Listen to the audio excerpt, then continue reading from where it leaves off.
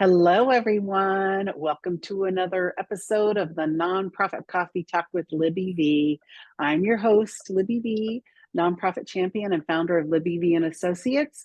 And through visioning and strategy work, leadership coaching, development support, organizational and board development, our nonprofit leader clients successfully raise more money and have more impact.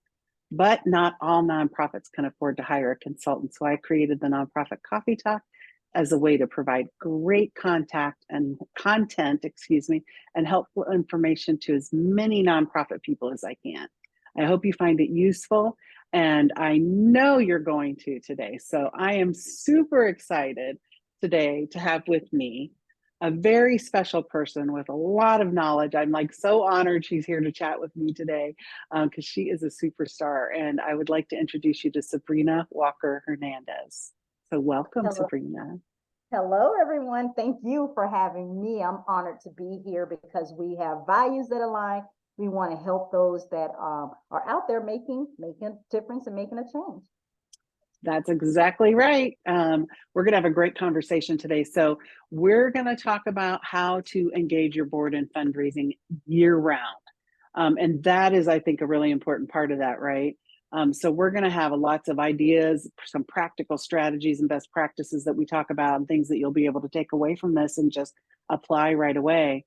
I want to tell you about Sabrina. Sabrina is a certified consultant, coach, facilitator, and best-selling author, something I aspire to, that helps nonprofits and small businesses build relationships that increase revenue. And it is all about relationships. That's one of the reasons that I am so excited about having Sabrina here. She has over 25 years of experience in nonprofit management, fundraising, and leadership. Among Sabrina's many successes is that she increased operation revenue from $750,000 to $2.5 million and completed a $12 million comprehensive capital campaign in the third poorest county in the US. That's incredible. I want to talk to you about that. How you got all that operating support. That's amazing. Interesting story. It's an interesting story that I'm I willing to can't wait. share. Oh, good. So Sabrina has facilitated numerous workshops with hundreds of nonprofit and business professionals. She's certified in nonprofit management by Harvard Business School, and she's an active community leader and volunteer in Edinburg, Texas, where she is based. So I bet it's hot there today, huh? It is actually hot all the time in the triple digits this month. So thank you It's for. been bad. Mm-hmm. Go ahead, Sabrina. I'm so sorry. No, it's fine. I'm like I was saying, I'm very excited to be here. This is a passion point for me, so I'm very excited to share, what I've learned on my journey. And so, Good. it's just ask away. I tend to be an open book. I like to you to know that, and as you do know, I'm an open book, and so we can take this conversation where we need to take it. So let's get started. Wonderful. Yes, I love that. I know we're both open books, so it's hard to tell where this will go today. We're just going to go with it wherever it We're gonna goes. try to keep Yes, it online, that's but right. That's it, right. where it goes is where it was intended to be.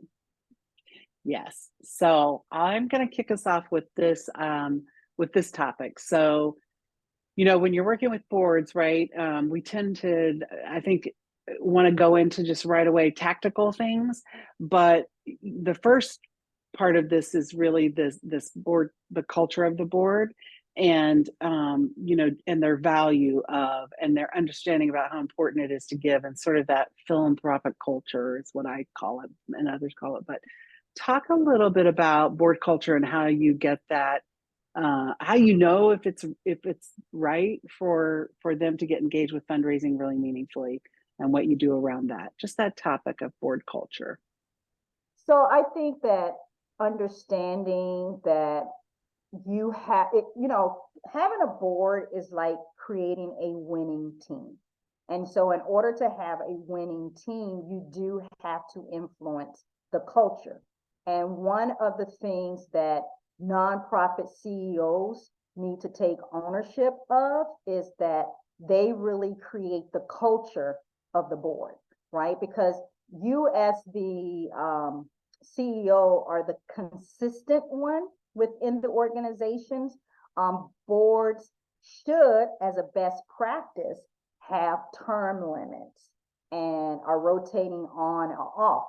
Now, understanding this as well, there are term limits, but if I'm going to put a pin in this, if a board member is performing, renew their term. So that, yeah, one of my longest performing board members was on my board for like 15 years. We just renewed their terms at a 3-year slot.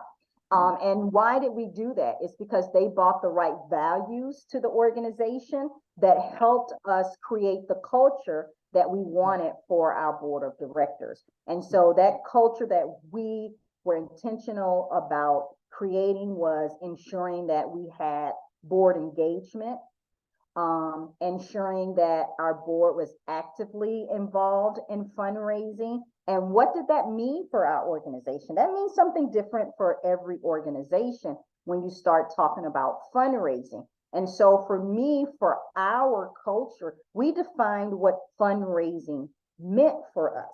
And for That's us, so good. Right, because people assume that fundraising Yeah. is asking for money, right? And if you are in that lane, then you can become very frustrated with your board when they don't ask for money. So based on my experience of having, I started off with a board of 13 individuals and we grew it to 21 individuals. And when I first took over the organization, my understanding of what fundraising was asking for money. That was the success ratio that I judged my board on. But after I grew in what I did and understood, okay, what the board is, how can they help in moving fundraising forward, and what is fundraising, it changed for my organization. So for us, because look, I sat in that seat of a busy CEO, and you're like, okay, I'm running day to day, I'm managing the board, I'm putting out fires, and where do I have this time to, influence the culture of the board? Well, and fundraising and all the things that you're doing. And so for me, in order not to be frustrated and in order also to appreciate the people who are volunteering their time for my organization, and not only volunteering their time for our organization, by doing that, they say they are passionate about that mission. So with all of that in mind, I had to look at fundraising in a different way. So in creating that culture, and this is how I chose to look at fundraising, and I think it worked for me, was, fundraising is 10% identifying donors, 10% qualifying donors, 60% of building relationships with donors, which is cultivation, 5% is asking for money, and then 15% is saying thank you and stewarding. And so if 15% is saying thank you, which is maintaining a relationship, and 60% is building the relationship, that's 75%. So I want my board to focus on that 75%, not that 5%. And when I made that shift, my frustration with them got less, and I wasn't judging them by that 5%. And that 5% of what we consider fundraising actually went up as a result, because we designed our culture where they were focusing on the donor experience, engagement, relationships. Yeah. And so that's one of the things that I would say around that. That is so good. And I love the way you've kind of put the context around that, right? Like, I love how you framed that. That's what I was trying to say. And you're absolutely right. And it, when we define fundraising as asking it, and whether or not you've defined it that way deliberately, or people are just thinking that, because that's what people think when you talk about fundraising. They were like, I don't want to ask anybody for money. And the first thing they think is, I don't want to ask my friends and family and colleagues for money, right? Because we've been taught socially it's not okay to talk about money with people and ask for money and beg for money, right? But when you it is perfectly, you said it. Yeah. Said it I interrupted a little bit only No, because you're fine. of what you said. It reminded me of a story.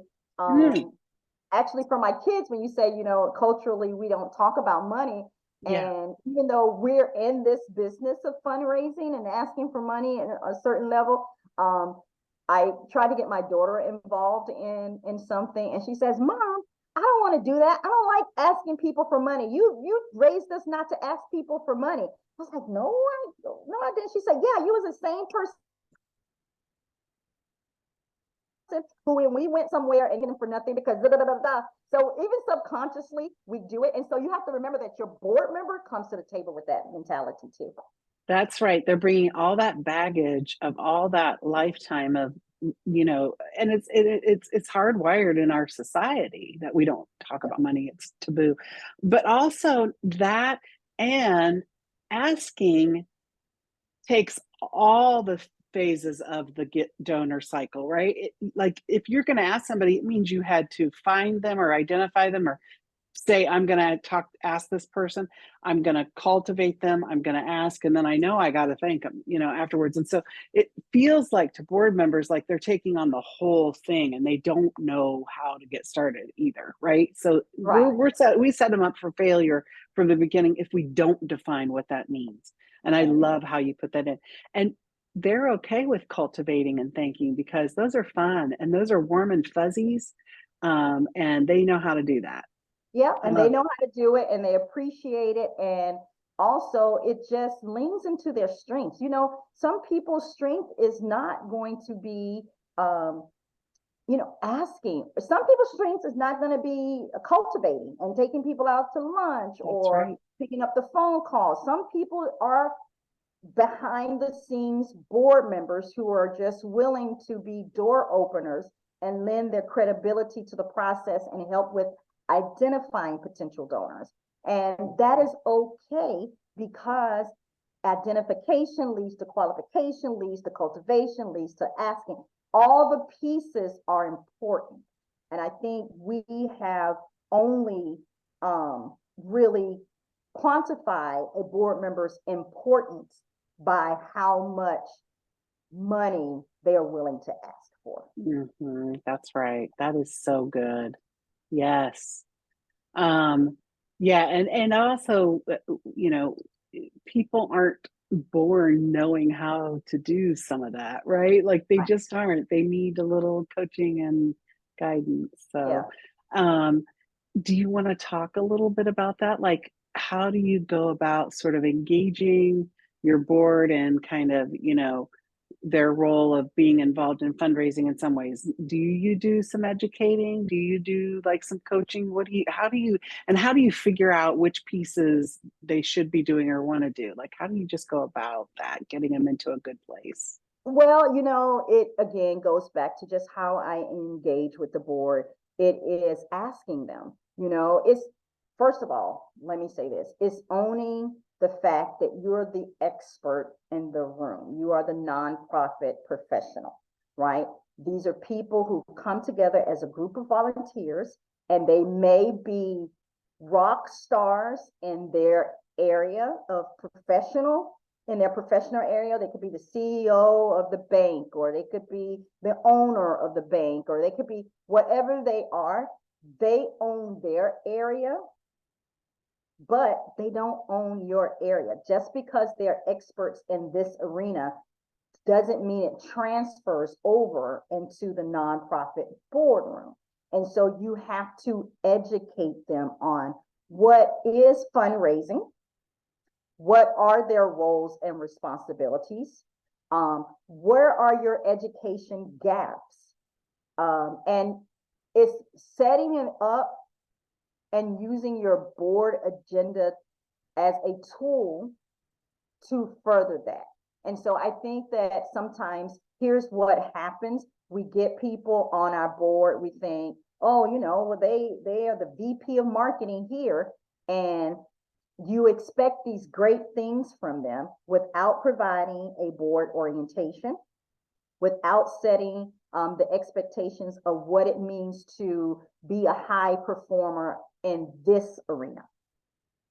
And we make the assumption that the skill set that they have will automatically transfer over to what you need in your organization without even letting them know what you need. And we Yes, set them up for failure.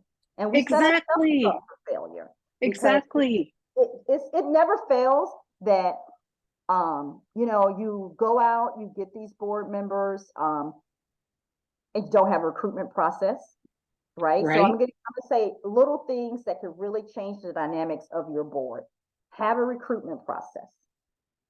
Have a nomination process. Don't exercise like the Bubba theory. And I call it the Bubba theory because it is the good old boy or good old gal system where, oh, I know Libby, so she's a good person. I'm just going to ask her to come to the board. And she comes through the board and you say, welcome, now you're a board member. No one's had a conversation with her. No one Right. said what the expectations are. No one's talked to her about fundraising. No one's talked to her about board giving, none of that. So, and not only that, it is, there is not only that, there's no expectations laid out. Right. That's right. And you get frustrated. And so you have to understand that board education starts with recruitment. You have to give people the opportunity to say no and be okay with them saying, no, I'm not at the position where I'm ready to serve on this board, because you have an expectation of, and you be very clear what that expectation is. And it's expectation of attending the board meetings. You need to attend at least 75% of the board meetings. It's an expectation of participating in fundraising. And that's talking about fundraising as needed to ensure necessary resources, right? Fundraising as in giving a personal gift to the organization. Fundraising as in what does fundraising mean for us? Are you willing to lend your network and your credibility to the organization? And having those conversations, and when you're in that recruitment process, it allows you to be able to say, okay, well, maybe you're not a fit right now. And it allows them to say, well, maybe I'm not a fit right now. And or the best case scenario is I'm a fit and I'm ready to come on, and I know what the standard is, and I'm ready to take the work that makes that happen. One of my biggest pet peeves is talking to CEOs or board people, and they say, well, we don't talk about fundraising when we recruit for board members. And I'm like, well, why wouldn't you talk about it? Right? Because what happens is you don't talk about it during the board interview. And then at their first meeting, what do you talk about? You talk about fundraising. So you're blindsiding them, basically, Yep. setting them up for failure. And That's why right. would you do that? Why? You're setting them up for failure. You're setting the organization up for failure, and you're increasing your frustration. Yeah, exactly. That's all you're doing. Yeah, So that's right. Yeah, it's that you're I'm with you 100%. I absolutely agree that they need to know very clearly what they're going to have to do. Like, it's like hiring somebody. I say to nonprofit CEOs all the time, this is the same process as hiring people. Is it a good fit for them? Is it a good fit for you? Can they do the job? Will they do the job? Do they want to? Do they understand the job? It's very similar.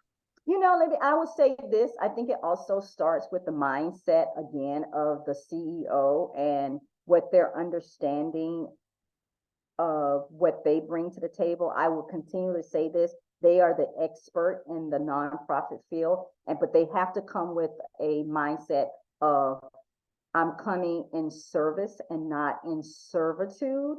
And I think oftentimes when they are approaching people to serve on their board, they are coming with, I don't, it's a servitude mindset. And if you're not careful, that same servitude mindset that comes across when you're recruiting board members will also come across when you're fundraising. And so you as a nonprofit and as a nonprofit CEO, you bring value to your business and to your profession. And you need to understand that you are on equal playing field with those that you are trying to recruit for your board. That's right. That switch made a huge difference for me because I'm able to, when we did board interviews, I was able to present the information along with my board members and my board nomination. I never went on a board interview by myself. It was always myself as the CEO, as well as two members of the nomination committee. And we provided a packet and, with how many hours it would be to serve on our board, what the expectations are and all those things. But what switched for me in this learning process was I am a CEO of a business, nonprofit business. I am talking to another CEO. Yes. And they understand goals and they understand objectives. And so you're just speaking CEO to CEO about here's the goals I have for my business, which is, maybe increase fundraising revenue. Perhaps it is to diversify the program, whatever it is, they understand that language. And so speak in that language. Don't come in and say, oh, we're just this nonprofit and we're just trying, if we trying to find the right people so that, our nonprofit won't close. And you have to own your leadership. Yes. And it makes a difference when you own your leadership because that transfers to your board of directors. That's right.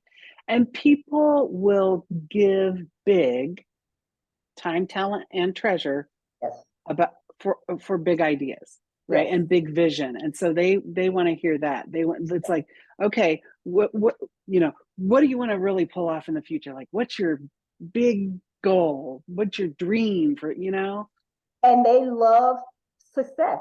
People will follow success. If you have a proven track record with your organization, you showing impact, people want to be a part of that. They do.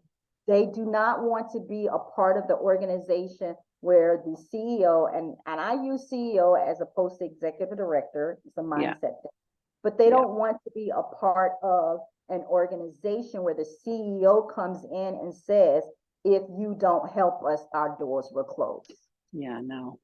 That's not a compelling for me to get involved with your organization. No. Whether that's through board membership or whether that is through being a donor. Right. Nobody wants to jump on a sinking ship. Exactly. And oftentimes want to go down. when you come with that servitude mindset, you're presenting a sinking ship. Yeah. You think that's what's going to appeal to people, and it's not. That was going to be my next thing, was like this abundance versus scarcity mindset, which is what you were describing. It's like, I also like the mindset of, if you go into this, like, it's an honor to be involved within our organization. It's fun and it's an honor. And it's an honor to give to this organization because we do big things and we're having impact in the community. You don't have to do huge things, but I mean, you're having an impact, right? Like, it's an honor. It's an honor. something. Yeah, it's an honor. And we only want people who are really passionate about what we're doing and committed and want to come with their full selves, to help us have that big impact and more of it. Right. And we need to understand that, and we need to go in those conversations knowing again about mindset, that it is an honor, and not only that, presenting yourself and your organization in a professional way. And if I tie back in fundraising again, because that's, I think, is the sweet spot when you're interviewing people for your board and you have that mindset and you're talking CEO to CEO, the expectation is, the path to make people successful. So if I'm interviewing you for a board position, you should be able to say with confidence that our expectation is that each board member will raise $3,000. And this is the pathway on how you can get there. One, each board member needs to be a member of our Heritage Association. And membership starts off at $1,500. Each board member has to sell one table to our event, and that table starts off at $1,000. And then each board member has to sell 5 raffle tickets that are $100 each, and that's $500. Well, there's your $3,000 right there. And if you lay it out as clear as that, then that gives them a pathway for success. And you know, at minimum, if they say yes, that they are going to be at the $3,000 level. Yeah, they're going to raise that $3,000 because you've provided the pathway, and so then they can say, "Oh, I can do that," Right. or "Oh, I can't do that, so I'm going to not come on the board," right?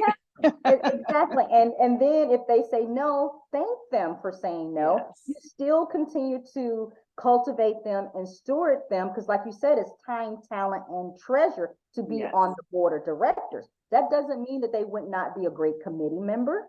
Right. That doesn't mean that they would not be a great program volunteer. So they Yes. still serve a purpose. That's right. They're just saying, I can't give you time, talent, and treasure. Right. That is so key too, is if somebody loves your organization and want to be involved, find the right place for them, right? Right. Find the right place. So Yeah. I love that. And do there's this debate about whether there should be like a minimum donation required from board members. Where do you come in on that? Ooh, that is a tough one. I consider myself a high performing person, and I serve on 5 boards of directors. 2 are fundraising boards. 3 is where I give out money. So I bring this experience in answering this question. Okay. So I have one organization that says give according to your means. Okay. So the gift ranges, right? Smaller organization, the gift size ranges. But going through the process, we had like 1 or 2 board members that hadn't given anything. And so being who I am, I volunteered to have that conversation because the chair wasn't willing to have that conversation. Wow. And so I had that conversation, and I asked, I said, we all agreed that we were going to give according to our means, and we noticed that, your gift hasn't been made, so we're ending our year and wanted to check in on that. And their feedback to me was, I don't want to make a decision. Just tell me what I need to give. Okay. So some people like that. Some people want to know. They just tell me what to do. Yeah. Tell me what you want me to give, and I will give it. Yeah. I tend to be in that range too. Tell me what I need to do, and I will do it. Lots of times, especially in this day and age, people don't want to make decisions. It's just another decision that I have to make. That's true. And I don't want to do it. So just tell me what I need to give minimum, and that's where I'll work from. So because I serve on 5 boards, again, I bring that to the table. And I think that's refreshing because I come with that perspective. So one board, they don't have a minimum. I give what according to means, but there's some board members who say I can't work operating that. And then I have the other board that I serve on, and they just very clear, they don't specify an amount, but they say you have to join our Heritage Association. Got it. And the Heritage Association, the minimum level starts out at $1,500. Then the next level is $2,500. Next level is $5,000. So there's a range in there, but it's not all good according to what you want to give. People don't want to make decisions anymore. Yeah, I think that's a good point. I have been I've been at both ends of the spectrum. For a long time, I was like, absolutely, you have to have a minimum amount. Then I shifted to no, because that eliminates a lot of people from being able to serve on the board. So let's just, let's tell them it needs to be personally meaningful to you. I've heard one consultant say, give a stop and think gift, where you have to actually stop and go, ooh, can I do that? But I also think that maybe there's a happy medium of saying you give what's personally meaningful to you, or however you say that. The board members have given everything from X to Y or something like that. I don't know, but I like this conversation. I like to be challenged. You just made me think of something too, because I was just working with an organization who struggled with this, and in their bylaws, they did establish a minimum for board members. However, they also included a statement that upon request from an individual, that the executive committee can make exceptions. So let's say, like there's this person who gives a lot of time, they bring a lot of resources, but they really don't have the means to write $1,000 check or write a $2,000 check. Well, the executive committee can look at the service that they bring and make an exception. Yeah, gotcha. So I thought that was a good way to do it too. Yeah, I like that a lot. Yeah. I think that's a nice way of handling it. Yeah. And if people can find other ways to give too, right? Like if they can't donate cash, and it does go back to that culture of your board. Like, what do you want the culture of your board to be, right? Like, are you a group of, is it a group of people with a lot of wealth and connections to wealth because it's more of a fundraising board? Is it more of a, I don't know, programmatic kind of you have to think that through. I think you have to think it through. And I think that also, well, can I challenge something that you said? Yes. Okay. So please. I think that by labeling boards a fundraising board or not, this board is not a fundraising board, is scapegoat language, because the three primary roles of boards is trusteeship, oversight, and ensure necessary resources. That's right. And no matter how we try to negate the ensure necessary resources, it's still part of a board commitment. It's true. It's true. And so I tend to encourage people not to say, oh, well, this is this is not a fundraising board. All boards should be a fundraising board, because it's one of your duties. That's right. By law, it's one of your duties. By law. Yeah. So whatever nonprofit board you sign on for, that's one of your responsibilities, like it or not, right? Like it or not, it's one of your responsibilities. And whether you have decided that, staff is going to be lift the heavy weight on ensuring necessary resources, you still have a responsibility in that arena, because you have to make sure that the right staff is hired, that there is a budget for that staff, and that you also lend your relationships and credibility so that staff can perform well. Yes. So, it's that conversation. I know that sometimes people say, well, we're not a fundraising board because, perhaps they have not done face-to-face ask, or the board has never done a special event. But those are just different sources of fundraising. Right. That's right. You're a fundraising board. You just haven't exercised the piece of fundraising around individual gifts or special events. Yes, that is so good. That's great. This has been amazing. I really appreciate this. This has been such a good conversation. And I love to be challenged. So thank you for challenging my thinking, because, And then I know we're on the same wavelength. It's just that I've heard it so much from people that so for example, here's a great example. When my board is not a fundraising board because, we get our money from grants. Okay. That's Yeah. where I've heard it, right? So Mhm. I push back on that a lot because grants, regardless of what type of funding you get, there's always an individual on the other end making a decision. Yeah. And so if your board is not in a position yet to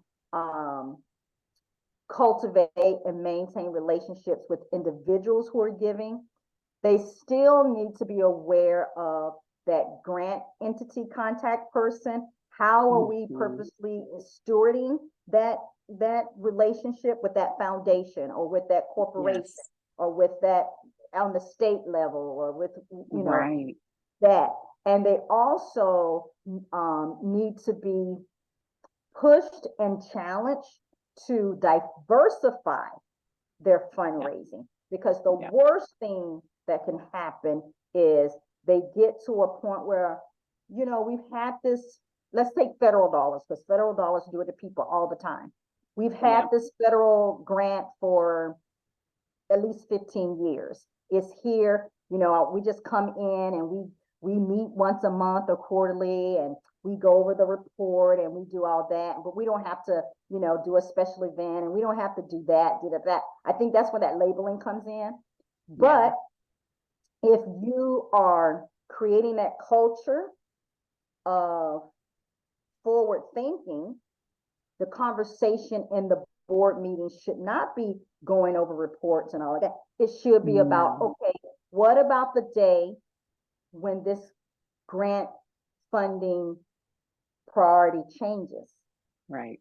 We should be looking at diversification, because we don't want the organization to go away because this grant source goes away. Yeah. So you as the leader need to be having those conversations about fund diversification. Yes. But those conversations will not happen unless you bring them up. Right. And that's exactly right. That's one of my favorite things to do, is just to shift the agenda of a client's board meetings, so that most of the meeting is spent in strategic conversations. Right. And visioning and strategic, right? And not report outs come in the form of paper via an email. A report is attached, it goes in the board packet. You do a consent agenda, you say, hey, we need to approve all these reports. Does anybody have any questions, comments, corrections? No, good, we're good. Read the report. Prepare for read the report, right? Yes. Read the report. Don't spend boring.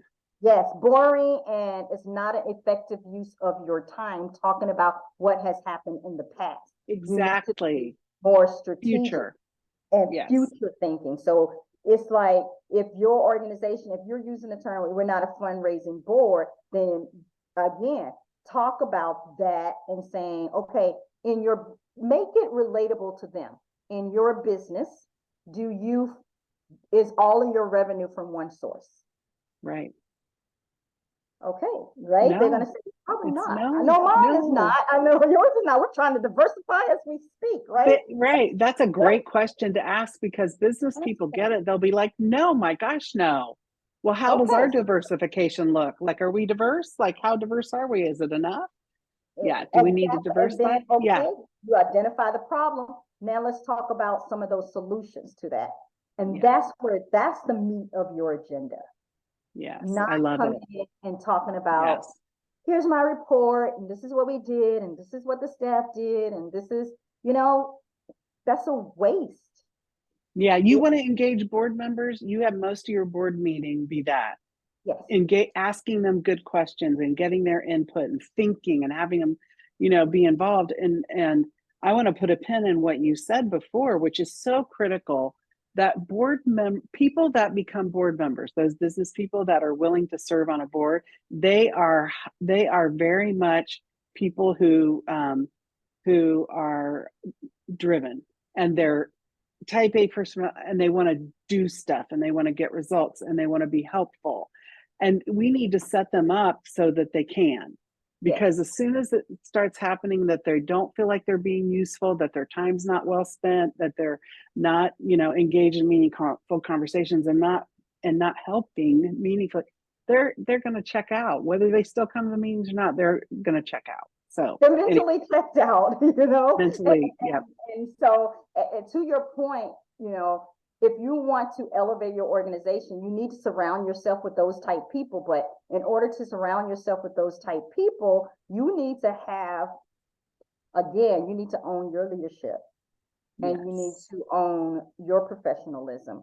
And oftentimes what I see is there's no set meeting schedule. I'm able to serve on 5 boards because first of all, I'm picky about what boards I serve on, but in being picky about what boards I serve on, one of the first things that I'm looking at is, what are your standing meeting dates? Yeah. Because my life, and if you can't give me that, then I automatically don't even get into the conversation around, well, how much do I fundraise? Because I can't work with you. No, I can't. I'm too busy. Yes, it's apparent right away whether. I'm sorry. Go ahead, Sabrina. No, I was going to say you lose good people. Yes, you need to have your act together. You need to have a packet. You need to be organized, and because people who are high achieving, would be good board members, aren't going to put up with that nonsense of being unorganized and not forward thinking and not planful and not, like you said, very simple. When do I need to be in meetings this year or the next year or whatever? Like, if you don't have that, ugh. When do I need to be in meetings? What is the expectation of me? Very basic.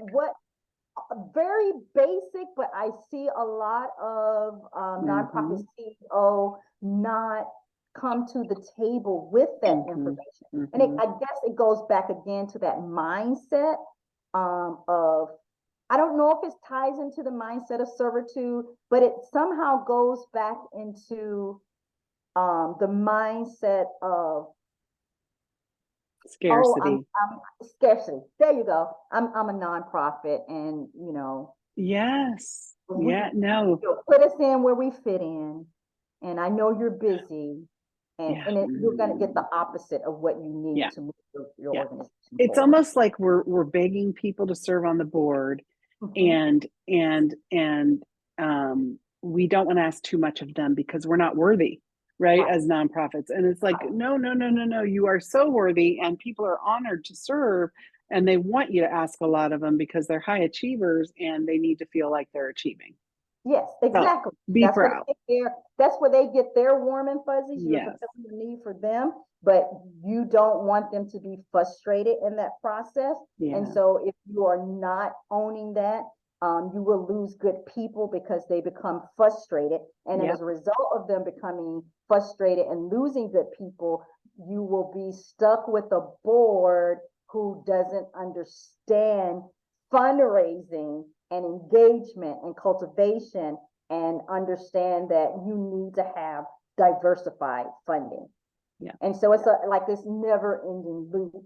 And so what I like to do is just to encourage people that you start somewhere, little pieces at a time. And so if I was sitting in that seat and starting now, if I didn't have a board packet and recruitment process, I would definitely work on that.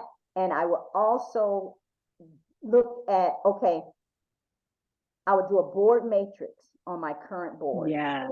On my board right now, are they male? Are they female? Do they have age? Do they have, what industry do they represent within the organization, within the community? Are they people themselves of influence? Are they people of affluence? Or do they have a network to people of affluence and influence? Are they willing to ask for money? Are they visionaries? Are they consent builders? Are they strategic thinkers? I would lay that out for my board, and then I would see, what gaps do I have? I don't have a lot of females. I don't have a lot of people of color. Oh, crap. I got a lot of people that are consensus builders, That's why Yeah. it's so hard to get anything approved, because everybody got to have input and I have no one that's a strategic thinker. So I would lay that out, and then I would say, oh, now I see where our gaps are, who we need. And then I would profile the people in my community who can fill some of those gaps. Yes, that's beautiful. Yes. It's so important to be strategic about who you bring on. Yeah. And not just a warm body who says, sure, I'll come to meetings. Exactly. Right. That's so I love theory. This. Yeah. that is definitely the Bubba theory. Yes, it is. Thank you so much for laying out like where to start, because I think that's really crucial. And I would just add to it that, I would also just shift your agenda to a consent agenda and make it so that you do the business of the meeting pretty quickly. Of course, have the discussion where it needs to be had and where board members are curious and all that stuff. But a big chunk of your board meeting, make it and the agenda, make it strategy and vision and board development, education for your board, that kind of stuff. Yeah. So yeah. So getting back to fundraising and boards, because I wanted to, but it goes back to the agenda. Really, exactly what you're saying. So here's my formula, for lack of a better word, for a board agenda that will inspire fundraising. So it is very much what you said, establish your quorum, have the consent agenda, but then right before you do your consent agenda, I plug in a mission moment. Yes. Right? Yes. 5 minutes. 5 minutes of a mission moment of having a client come in and tell their story. In my case, I was a youth organization, so it's very easy for me because I had a cute kid come into the boardroom, say, my name is Sabrina, and I go to this school, and this is why I like the after school program. And the board member would say, well, what do you think we should improve? They say that. And at times I've also had mission moments where the staff comes in and they talk as well. That's strategic and fundraising, because you're giving your board members stories that they can go out and tell. They will forget the statistics, but they will not forget that little kid who came in the meeting and said, this is why they come to the meeting. Yeah. So that's 5 minutes. Then you go into your consent agenda. Now, big pet peeve here. Consent agenda is 1 minute. It is one motion. Yes. That you made that approves everything that falls under the consent agenda. You don't talk about any of these things. If you talk about them, then you have to make a motion to remove them from the consent agenda. That's right. I say this and I'll get back to the next steps, but I went to a board meeting for an organization that I was working with, and they said they use consent agenda. But this is how they did consent agenda. They said, okay, a motion for the consent agenda. We have item A, blah, blah, blah, blah, item B, blah, blah, blah, blah, item C, blah, blah, blah, blah, item D, blah, blah, blah, blah, item E, blah, blah, blah, blah. And I was like, no. You just call for a motion to approve the consent agenda, period. That's it. Yep, that's right. But they literally took about a good 5 minutes reading so I want to be clear about that's how you do consent agenda. So then that's right. You're only 6 minutes into the meeting, right? Yeah. Then the next 20 minutes of the meeting, I say, is board education. Board education can look like a couple of ways. It could be having your board members talk to each other, pairing up and saying why they serve on the board. It could be coming in with a list of your 2 donors each for your board members to call to say thank you, and giving them a script, and then bringing them back after the call and say, well, what did you learn? And they report it back. But it's 20 minutes. It could be 20 minutes of showing a training around what are roles and responsibilities. Yes. Yeah. So 20 minutes, that's what you're asking for. And then the next 45 minutes, as you said, is strategic discussion. Yes. And then you close it out with a generative question. 15 minutes. And my Yes. favorite tentative question is, what's the last organization that you gave to and why? I love that question. I love it. Because if they're not giving to your organization financially, Mhm. it's going to show up in that discussion. Yep. And not only that, it's also going to say, well, I gave to this organization because, well, they asked me. You get that Yeah. a lot.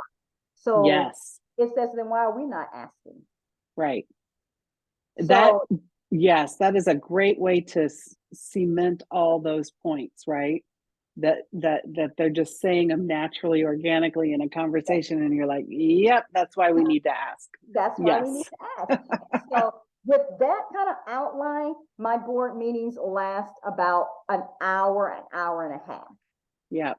One of the boards that I serve on now, and I'm going to shout them out, Museum of South Texas History, they are so efficient with their board meetings. Is It that starts right? at 11:45 and we're out of there by 1, but we get things Yeah. done. This organization raises like $455,000 through their annual campaign. They Yep. put on a special event and $50,000. So a lot of the work though is done in between the board meetings Yes. with Yes. committees. Yes. And Yes. so I think sometimes we're not using the committee structure and trying to Agree. force everything into that Agree. once a month board meeting. And when you do Agree. that, things are not going to get done. And, and it's important to get those committees focused on the right things too, and bringing the right strategic stuff to the board, not just reporting out on what they just did or what they're going to do. Right. Yeah. Right. Well, Correct. I could talk to you all day and all night and all next week, because this is just a awesome conversation. I'm loving it. It's like, I love all your points, and I love how you framed it, and I think you really laid out some very practical things to do to start shifting, Right. right, to getting your board more engaged. Because let's face it, board members who are engaged and participating in board meetings and feeling like they're doing good stuff, they're going to donate, and they're going to also help you raise money because they're going to be more committed and more engaged. So part of this does have to do with how you manage, how you recruit and manage the board, and that's really important. So thank you so much. Thank you. Thank you. Thank you. I love the conversation as well. I love our synergy. And if I had time, I would talk about board recognition, because I think sometimes that we don't understand the role that recognition plays in fundraising and getting your board to fundraise either. I love that topic so much. Can we do this again? Yeah, we can do this again. Let's talk about donor recognition next. That I haven't had anybody on to talk about it. And I have to own up to the fact that I haven't really focused on it a lot in my work with boards. And so I want to have that conversation. Can we, let's end here. I do want to, I'll share this out with all your information so people can get in touch with you. And before you leave me, I'll stop the recording and let's schedule a time to talk about that. Okay. Word recognition. Okay, everybody have a great day. We'll see you soon. I hope you enjoyed this topic, and we'll be having some more good guests on. So stay tuned. Thank you.